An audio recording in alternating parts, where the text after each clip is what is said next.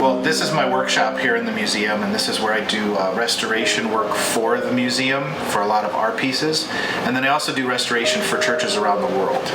So when the statues break or they're faded or they were painted improperly and not restored right, they get crated up and shipped over, and then I work on them, but sometimes maybe a whole month. It just depends on how much work that it needs. This particular piece is from Our Lady of Angels Church, and this was restored improperly years ago. It was actually dated on the back of it. It looked like 1984, I think. So what I've done now is taken the time to put it back to the way that it was when it was created in the early 1900s. And so the difficulty with this statue is it's so massive and so heavy. The church was kind enough, the guys that put this whole program together actually brought it to us. So the last restoration was done in the church itself, and normally when that's done it's just real quick. So by bringing it back to my shop, I'm really able to put the proper amount of time and attention into the piece.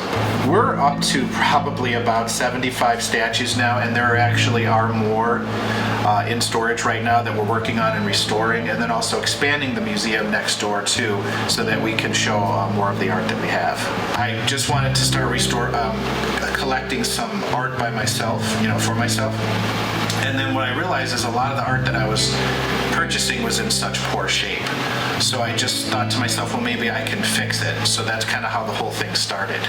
And so I fixed a couple, and then I just really enjoyed doing the restoration, and I started doing it for churches. So when I give my tours here at the museum, a lot of people don't understand the transition and how being a makeup artist and painter work together, and they actually work together beautifully.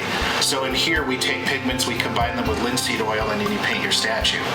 Inside the laboratory where we make cosmetics, we take castor oil and we take specialized pigments and we squeeze them together and we make paints. So when you think about it, they really work hand in hand, because this is all about color. And not only about color, but about technique. So highlighting and shadowing on a statue face is just the same as a human face. So what's cool about what I do is every time I'm here, it strengthens my work as a makeup artist. When I'm over there, it strengthens my work as a painter.